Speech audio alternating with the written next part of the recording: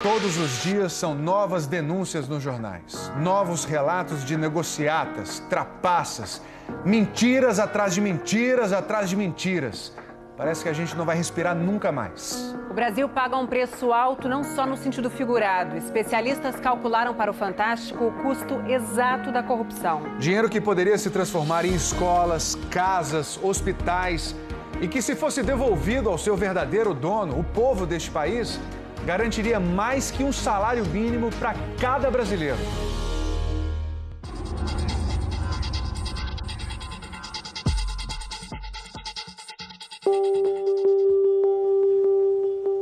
Josi mora de aluguel numa comunidade na zona oeste do Rio. É sozinha para sustentar 3 filhos.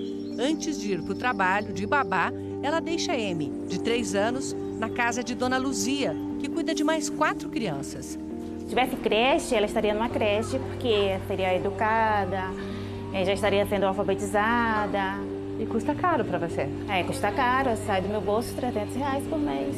Dá 3.600 no fim do ano. No fim, exatamente, é uma despesa muito alta. Josi trabalha 2 meses do ano só para pagar a cuidadora. O mundo dela parece distante daquele que vamos falar aqui, um mundo de bilhões de reais. Não vamos criar suspense. Desde os anos 70, só nas obras de infraestrutura, estradas, ferrovias, portos, aeroportos, transposição do Rio São Francisco, usinas e refinarias de petróleo, a corrupção levou entre 17% e 35% de tudo que o governo pagou. Em reais, isso dá entre 100 a 300 bilhões de reais. Isso mesmo, 300 e mais 9 zeros atrás. A conta foi feita pelo economista Cláudio Fristag. Ele primeiro somou o valor de toda a nossa infraestrutura e depois aplicou a estimativa mais conservadora, de 17%, que dá 100 bilhões de reais. Quem fez esse cálculo foi o Tribunal de Contas da União, o TCU. Ele comparou os contratos feitos pela Petrobras, que não tinham nenhum indício de corrupção, com aqueles contratos que a mesma Petrobras assinou com as empresas, as empreiteiras, do cartel revelado pela Operação Lava Jato. E descobriu que quando essas empreiteiras, que combinavam o preço entre elas, ganhavam o contrato, esse contrato ficava, em média, 17% mais caro. Mas olhando de perto, é ainda pior. O TCU teve acesso a parte do material da Odebrecht apreendido na Operação Lava Jato. 2 contratos da refinaria Abreu e Lima, em Pernambuco. Aí ficou fácil calcular o superfaturamento. Bastou comparar o que a Petrobras pagou com uma tabela produzida pelo IBGE e Caixa Econômica Federal. Ela mantém atualizados os custos das obras no país, item por item, região por região. O resultado é assustador. Alguns exemplos. Mão de obra. A Petrobras pagou mais de 655 milhões. Mas poderia ter contratado por 253. A diferença passa dos 400 milhões. Superfaturamento de 158,4%. Aluguel de gerador a diesel pagou 20 milhões e 400 mil, mas na tabela está por 5 milhões e 200 mil, diferença de 288%. No total da amostra analisada, um dos contratos estava superfaturado em 88,2%, o outro em 68,7%. Tudo junto, superfaturamento de 1,364 bilhões de reais. Isso só em 2 contratos da refinaria Abreu e Lima. E ajuda a entender por que essa obra, que começou custando 10 bilhões, já consumiu 66 bilhões e meio. Um executivo da Odebrecht deu um exemplo de como funcionava o superfaturamento. A dragagem do Rio Madeira para aprofundar o leito do rio e facilitar o trabalho dos equipamentos da usina de Santo Antônio. A empresa holandesa contratada tirou areia e cobrou como se tivesse dragado argila dura, o que dá mais trabalho e custa bem mais caro. A diferença é caixa 2, que nesse caso foi pago e redistribuído direto no exterior. Você paga em euro. E eles devolvem euro. Então, é equação simples. Não é complicado. E no exterior mesmo a diferença era repartida pelo esquema. Assim, fechando o ciclo. O dinheiro dos impostos vai para as empreiteiras através do sobrepreço e a empreiteira repassa a comissão dos políticos e funcionários públicos. Esse aditivo estava em cima da mesa de alguém que não estava aprovando, ele ia fazer miséria para aprovar esse aditivo, aumentar a obra, aumentar. Você quer atingir aquela meta para você botar no seu bolso o seu milhão. Nos 18 maiores projetos do PAC, o Programa de Aceleração do Crescimento dos governos Lula e Dilma, o custo, desde o início da obra, subiu 136% em média, uma diferença de 165 bilhões de reais. E o tempo de obra aumentou 132%. Das 18, só 3 foram completadas. Esse sistema, ele funcionou não apenas que você fazia as obras direitinho, cobrava mais. É que para cobrar mais, as obras não eram feitas muito direitinho.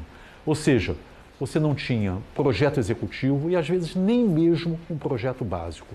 Você vai começar uma obra na sua própria casa, sem projeto, qual é a tendência? Dá errado, custa mais, atrasar e o bem-estar que você teria dessa obra, digamos assim, da reforma, vai ser adiado. A mesma coisa aconteceu no nosso país. Foi o que o TCU viu na Ferrovia Norte-Sul. Trechos que estavam em construção, eles estavam sem uma clareza sobre qual seria o traçado definitivo dessa obra. Trocando em miúdos, começaram sem saber exatamente por onde ela ia passar. Em 2013, percorremos de caminhonete o trecho que vai de Anápolis, em Goiás, a Palmas, em Tocantins, porque a ferrovia havia sido entregue cheia de problemas. Aqui a empreiteira entregou um longo trecho de uma área de manobra sem o leito de brita sob os trilhos. Se um trem passasse aqui, afundaria. Sobravam denúncias de corrupção. José Francisco das Neves, conhecido como Juquinha, ex-presidente da Valec, a empresa estatal responsável pela obra, chegou a ser preso, mas saiu logo. O governo investiu mais 400 milhões em aditivos para finalmente deixar a ferrovia prontinha. Em 2014, em plena campanha, Dilma Rousseff inaugurou o trecho. Mas esta semana nós voltamos lá e, de novo, olha como tivemos que andar. Ela está pronta, mas não passa trem. Terminadas as obras, só faltava tomar uma decisão. Quem vai operar a ferrovia e como ela vai ser operada? Vai ser privatizada por uma empresa que vai ter direito sobre esses trilhos ou vai ser administrada pelo governo e aberta para quem quiser passar?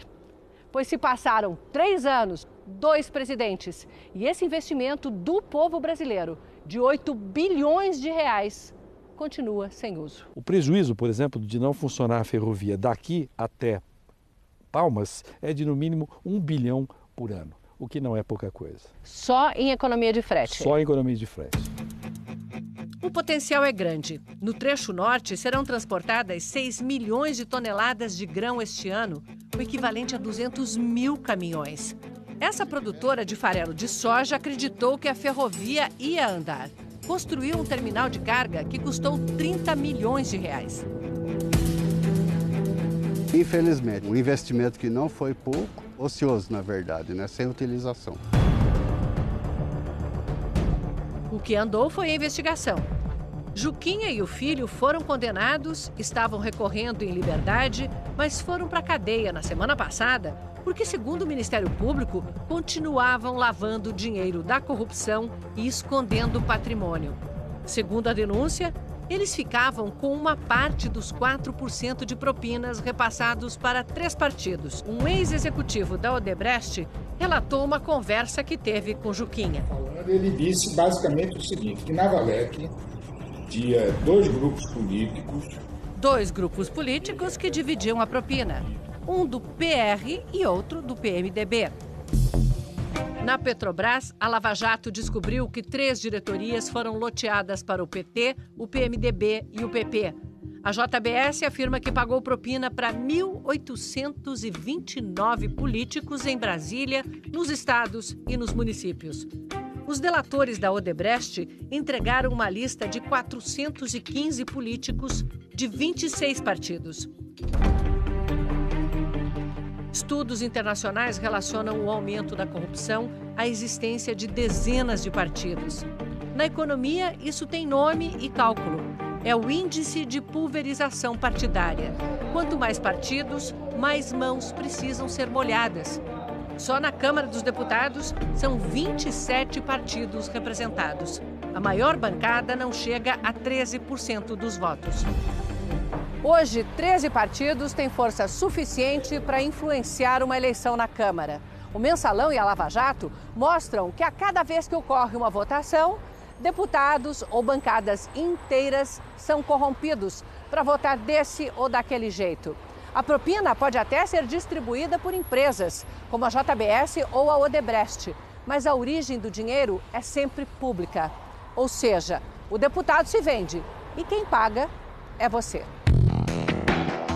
Foi somando todos esses fatores que o economista aumentou de 17% para 35% o custo da corrupção na infraestrutura brasileira. O custo para o país e para o bem-estar da população é muito maior do que os números quando eles aparecem. Simplesmente, temos hoje menos 300 bilhões de reais em infraestrutura que nós deveríamos ter. É também o fato de que esses atrasos sistemáticos que só vão permitir que as pessoas e as famílias usufruam muitos anos depois. Então, realmente foi um sistema muito maligno, né, para o país. 300 bilhões de reais. E se essa dinheirama toda pudesse ser recuperada e devolvida para os verdadeiros donos? Era só dividir por toda a população brasileira, gente de todas as idades.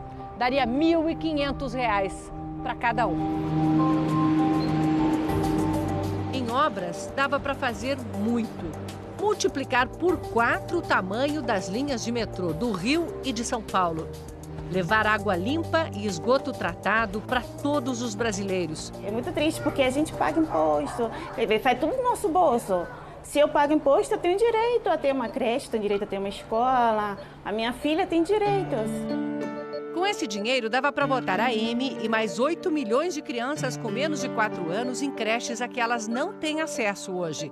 E, com o troco, construir 71 mil UPAs e comprar 820 mil ambulâncias. Se o dinheiro desviado desde 1970 tivesse ido para uma poupança, já teríamos mais de 2 trilhões de reais na conta. 1/3 de todas as riquezas produzidas no país durante um ano. Todos nós temos responsabilidade para mudar isso, lembra o presidente da Transparência Internacional, uma organização que luta contra a corrupção no mundo inteiro. A luta contra a corrupção é um mecanismo para tornar a democracia viável.